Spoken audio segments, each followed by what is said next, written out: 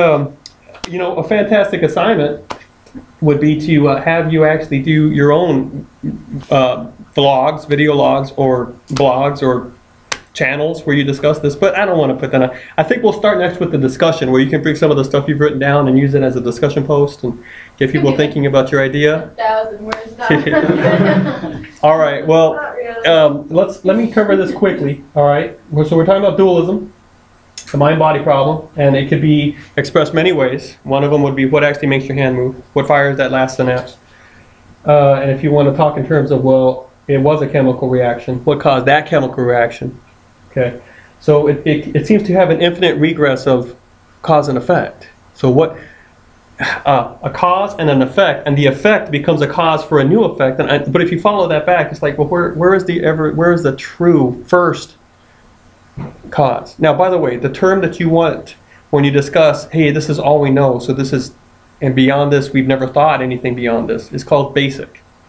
And when you say, like, this is your basic experience, that means that this is the bottom level. You can't really understand what's beyond it. And if you did watch that video all the way through the end, congratulations to you. But I'm talking about Office Discussion 4 or whatever it was. I went off into, like, the only way you know black is you had this, like, glowing iPad. Yeah. Well, but seriously, look, you know, would we even know the concept of color if everything was blue? For all our lives, all we ever had was blue. We wouldn't know the concept of color. We wouldn't even be able to call it blueness, I don't think. Now, this is speculation. I could be wrong. But as soon as we get the red drop, we're like, this is not that. And then all of a sudden, we begin to. Do you have other examples that illustrate it better? Well, Yeah. Well, you said that. Well, lies depend on the existence of truth. If everything's a lie, then there is no truth. Bad depends on the essence of goodness. Mm-hmm. If there was no good, then there's nothing Well, bad. I want to They amend it a depend little on bit. each I would say our ability to recognize lies depends on our once having seen the truth. It's kind of like The Incredibles. Yeah, you know? that's And what I everybody wrote sees down. where the no one is. There you go. That's it. That's it. That's kind of like that. Yeah, so some concepts depend for your understanding of, well, what's the opposite, and this is not that. Okay, so We can only know what light is having seen it once. Yeah. If it's dark. Right. If you've never seen light. if you've never seen, but actually, you know, how many of you feel like you're moving through space at what, 56 billion, a million miles an hour per hour?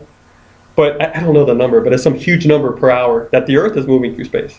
But because our immediate surroundings are also moving at exactly that speed, we're all falling. You know, even if we're in gravitational orbit, if you're going to buy into modern cosmology, right, you're falling. You're falling in a circle, but you're falling around the sun. And if the sun were to disappear, poof, off into a line, a straight line, according to, well, that's in question right now. But the idea is you're falling. You're in motion right now. But see, we don't even sense it. Because it's, for us right here, this is our basic. And until, you know, the telescope started coming around and people started discovering, ooh, things are moving away from us at a constant speed, then we started realizing we might be, you know, moving. Like right now, instead of us, everything moving around us, we're moving. Well, I guess Galileo did that, but you get the idea. Yes, that's okay. All right, so you got the mind-body problem. And people have tried to solve it a couple ways. I think the incorrect way would be not to think about it. Seriously, because you can get along in life and earn money. And it does come down to an issue of what are your ultimate goals? Would you be a happy pig rather than a sad human? And that is Socrates' question. We should probably spend some time talking about that when we get to ethics. So if all you want is money to take care of needs and to be comforted and that sort of thing, well, you don't have to think about this. You're like the guy chewing the meat on the Matrix, right? It's like, just give me the steak. So I personally think you should think about it. And one way people have tried to think to do this is through the homunculus theory. And you should know this term, homunculus, the little man, right? That lives in your brain. It's literally a man who lives in your brain. So if you have seen like a cartoon or something where like somebody's like, well, how did they make that TV work that way? And then you look inside and you have little elves and stuff. That's the homunculus theory. Okay, so who's moving your arm? It's the homunculus. He's pressing the button. And we'll discuss this more when it comes if we talk about language and if we talk about philosophy of mind. But some people, I think it has a problem because the question is, well, who moves the homunculus's arm to press the button? Well, another homuncule. What's the Homunculi. well, that's plural of homunculus. What's the like smaller version? There's a word for it. I forget. But anyway, yeah, something like that. You know, you get the idea. Well, who moved that one? So you know, homunculus has some issues. This is particularly at play for artificial intelligence, philosophy of mind, the notion of, well, can robots think, that sort of thing. But others would say, well, look, there's only mind, and the body is an illusion. And in fact, variety is also illusion. So this is where you might believe that, you know, it is only the thinking being that knows that itself exists, and we know it intelligently because we just simply apprehend it in an instant. But that doesn't ever move us beyond assuring ourselves that you, Jackson, or P, or J, or M, that you exist. No, that's okay, I remember M. That you exist. Yes, Jay, what were you going to say? If you said if this is all an illusion, it's all figments of our imagination, didn't you say we can't create new things in our imagination? In the Office video, if you tried to like create your own animal, you would really only be using parts you already know. How can we see all of this new stuff? How do we imagine it in the first place if we don't have the creative ability to think up of Okay, yeah. things? So you know what you're doing there is you're moving us into another question. And Plato will try to answer this with the theory of the forms. And that's one proof for Plato. That was one proof of somehow we came from somewhere. And he suspected we were eternal beings that somehow pre-existed in a realm that was populated with this stuff in an intellectual way. In other words, we didn't actually have the matter in this realm, but we had the forms.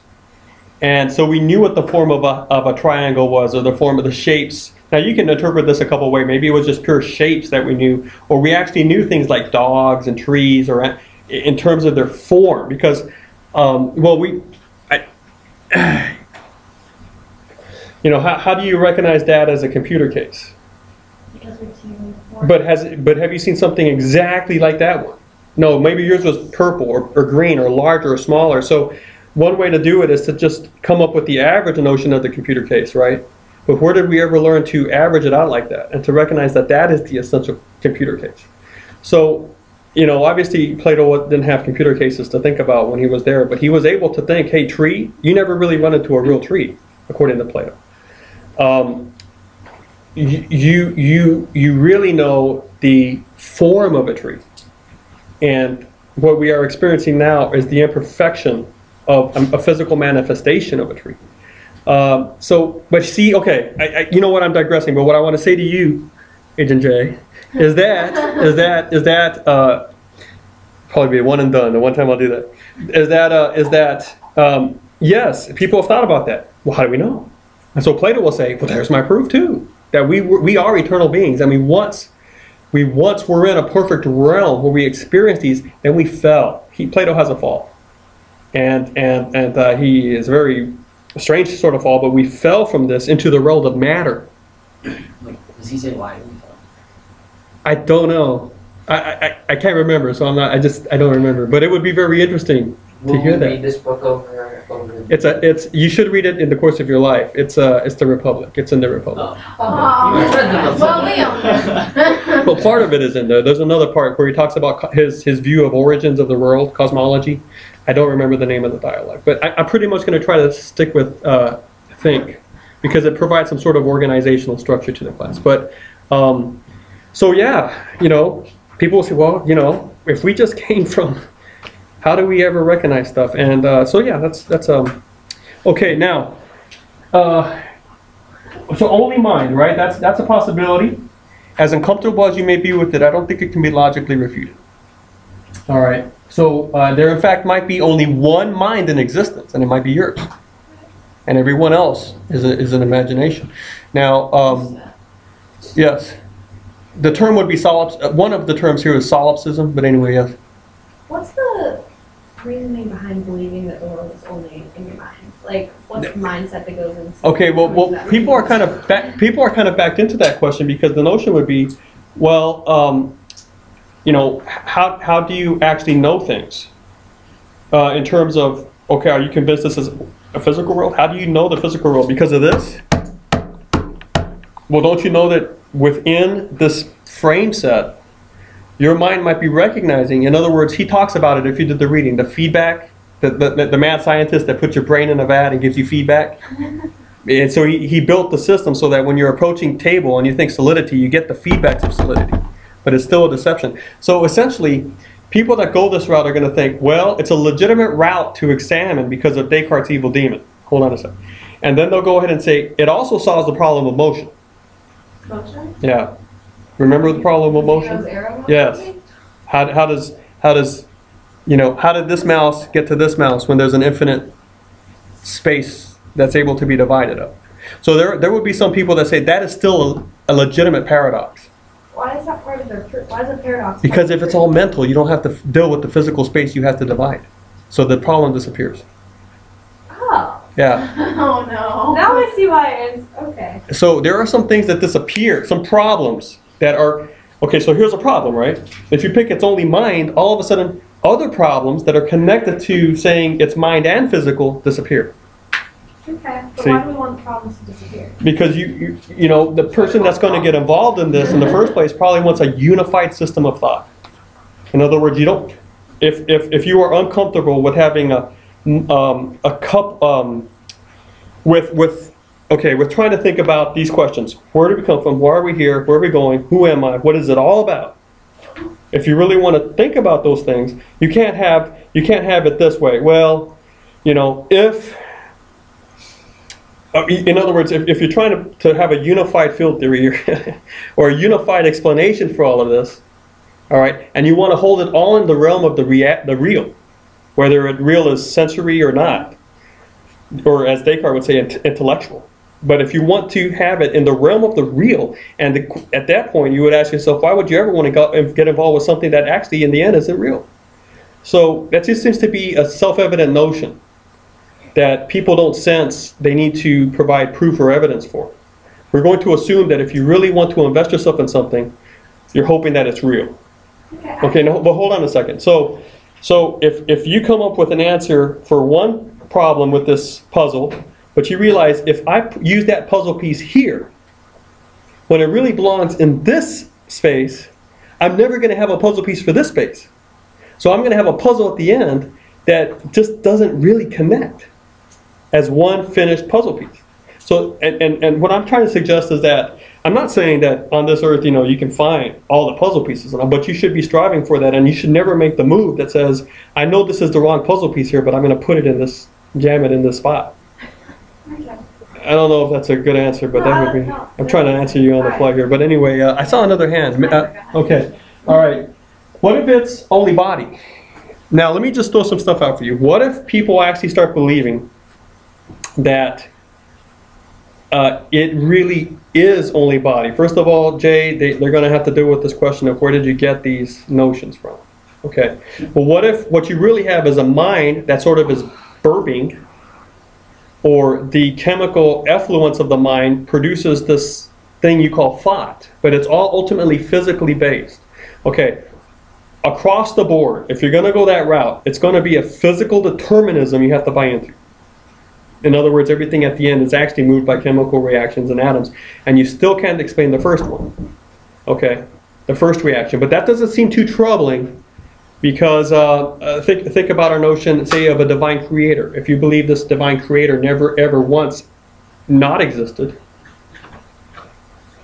where did he come from? You know, so at one point you're just going to have to take a presupposition and say, okay, these synapses have been going on forever. I don't like that, because that involves change, and I don't know how you could actually introduce a change to a status quo without introducing a new element. But if it is really only body, then here's some questions for you. Wouldn't a beautiful person on the outside have beautiful thoughts? How about if you were ugly and crippled? Wouldn't that be evidence that you were a witch? No. Well, I'm going to throw something out at you. If you look at say, antiquity and some of the reactions they had to beauty and ugliness and handicap, if you don't make a break between the mind and the body, and you either say it's all body or it's some sort of hybrid new substance, but they're intimately connected, then how would a beautiful mind fail to produce a beautiful surface? And if you just run with that notion, that could explain a lot of things that happened in history. I'm talking about antiquity, late antiquity, early medieval, some of the things you're reading, the deep suspicion people had about, you ever wonder why witches for the longest time were always ugly?